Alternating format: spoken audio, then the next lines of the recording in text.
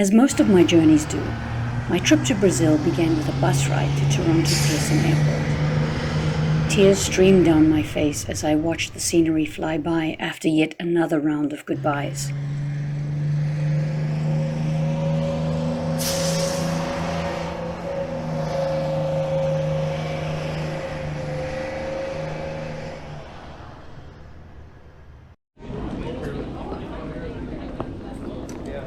Soon it was time for boarding passes and luggage tags.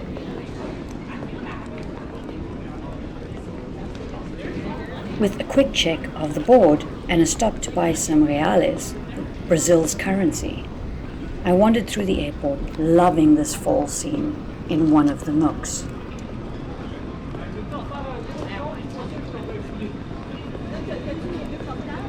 Then time to wait for my first flight to Montreal. Soon we were up, and away. Goodbye, Ontario. I will miss you.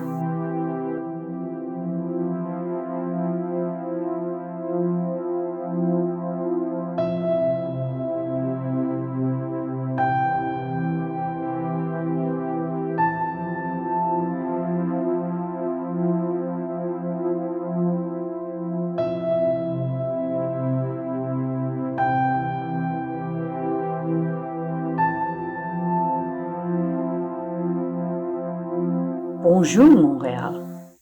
Time to walk a little and find my gate.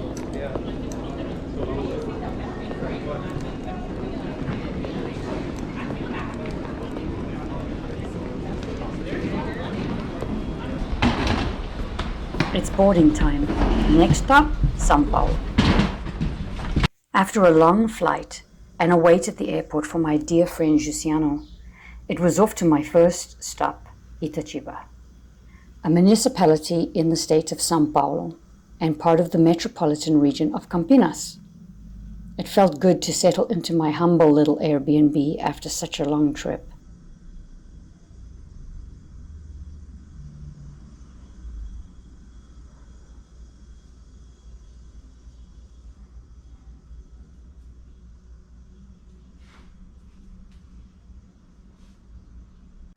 At the weekend, Jussiano and his wife Monique took me to Parque Ecológico Pedro Mineiro to enjoy the jungle-like atmosphere and get some exercise.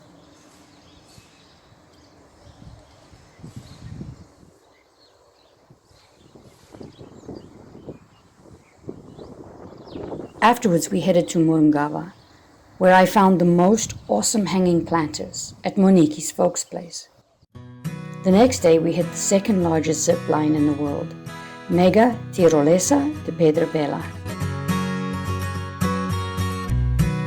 This section may be a little long, but I really wanted you to see how many stairs we had to climb to the top.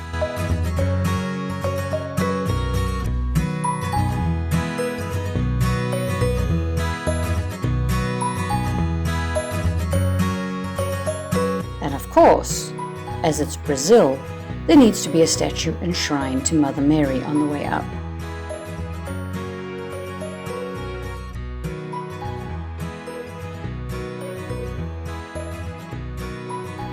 Almost there.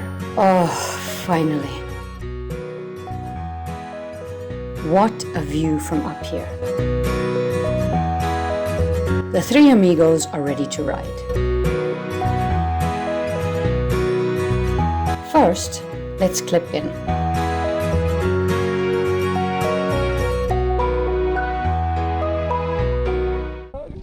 Monique was up first.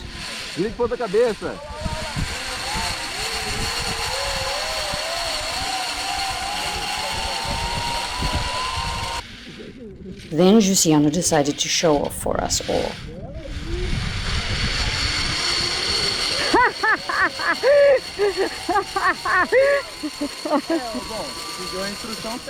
Now it's my turn. Enjoy the ride and excuse the spinning. The wind was quite hectic.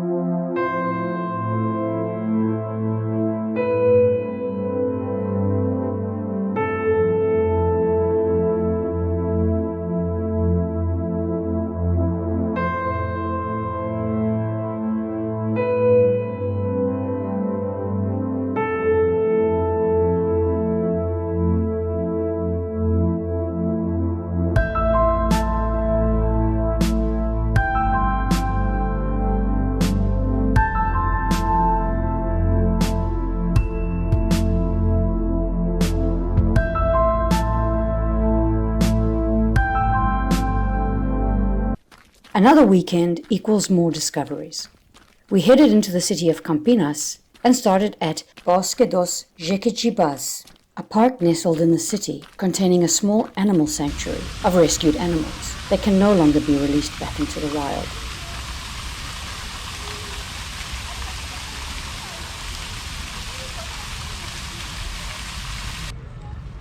It was here that I saw my first cotia, or agouti in English, one of the many rodent species in Brazil. For those that know me, I have a soft spot for many species of rodent, particularly squirrels and chipmunks.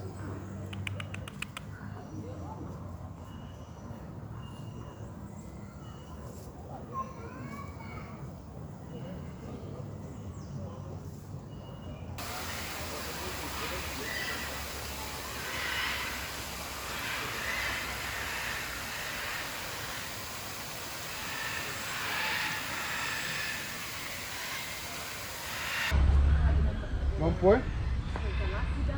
Vamos pôr?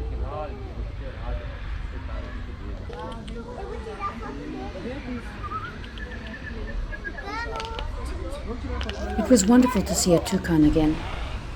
Peacocks always remind me of my university campus in Western Australia.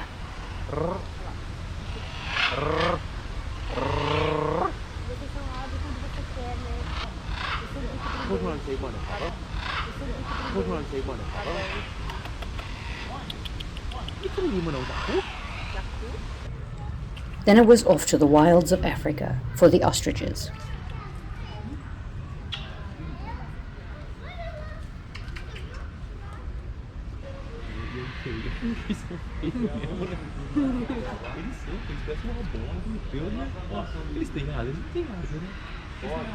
Atrofiado, né?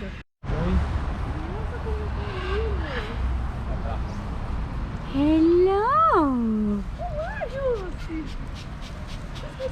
Hello!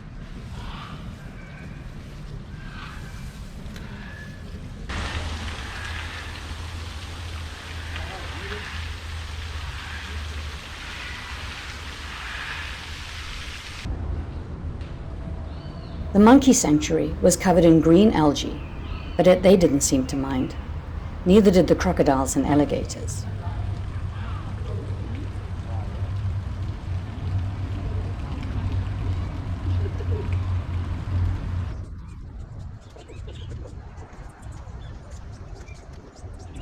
Time to exit the park and head to our next destination, Parque, Portugal and Lagoa do Taquaral. The park brings together a wide variety of recreational and cultural spaces, including an incredible lagoon and a replica of Caravela Anunciação, the ship that brought Pedro Álvares Cabral to Brazil.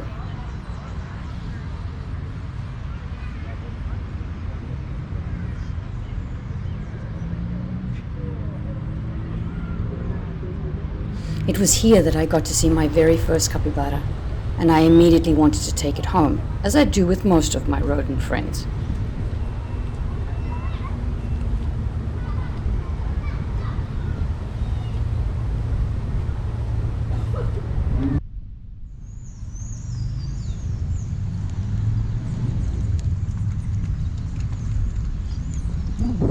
Paddle boat ride, anyone?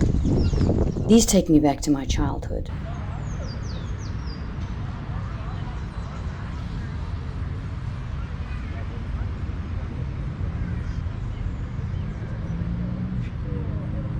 A beautiful view to end a beautiful day. It's time to talk about the food. My first amazing meal was had at my friend Luciano's home, where he and his wife made the most incredible vegetarian feijoada, Brazil's national dish, as well as farofa, a toasted cassava flour condiment that gets eaten with everything. Collard greens, roasted veggies, and of course, rice. The pair took me to eat the best vegetarian burger I'd ever had. One of the highlights of my food journey was vegetarian moqueca. After delicious bruschetta, we tucked into the stew traditionally made with seafood. This dish substituted browned plantains for the seafood and came to the table still sizzling in the pot. It is served with rice, French fries of all things, and of course, farofa. I was encouraged to drink the most popular soda here in Brazil, Guaraná. Next up, cachorro-quente, Brazilian hot dogs. You may never have eaten a hot dog like this before.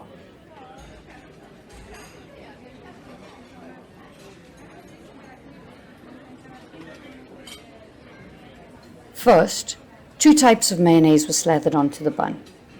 Creamed potatoes are generously spread onto the bread before the sausage is placed into the masterpiece. These are vegetarian hot dogs for anyone wondering. Then we added some corn, batata palha, which are potato sticks, and an integral part of any Brazilian hot dog. It was topped off with ketchup and mustard. I'm not a fan of ketchup, but I wanted the full experience and I wasn't disappointed. All the ingredients came together in a marvelous taste sensation. Dinner ended with a blonde brownie and ice cream. For my last night in Itatiba, I was spoiled at a family dinner with amazing vegetarian dishes. Rice, sautéed zucchini with cheese, feijão tropeiro, stroganoff, and of course, farofa. Let's talk about açaí. It is everywhere in Brazil, and I have become totally addicted. From street stalls to açaí stores, it is served with a variety of toppings. I'm partial to banana and granola, unless it's in a protein smoothie form. A drink, anyone? Brazilians love chopp, a draft beer poured with a large head of foam, and very satisfying on a hot Brazilian day. And let's not forget caipirinha, Brazil's national cocktail made with cachaça, sugar, and lime. Tapioca pancakes are also very popular in Brazil, and this one was filled with cheese and tomato. And although it's not my taste, this delicacy, aptly named Romeo and Juliet, is goiabada, a conserve made of red guavas and sugar, served with slices of white cheese. Gelato and paçoca, a crushed peanut candy, round off this trip down gustatory lane. Then it was time to leave Itatiba and head to Cotia in São Paulo to hang out with another friend and her family.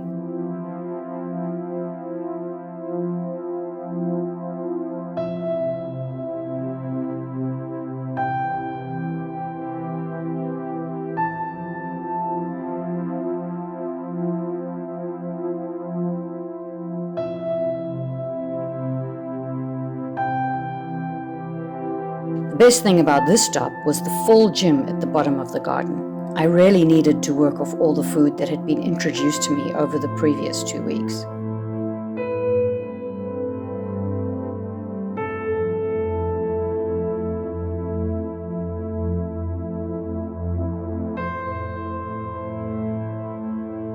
The living room was all dressed up for Christmas. And here were my quarters, replete with private deck and ensuite bathroom. Vanessa could do worse.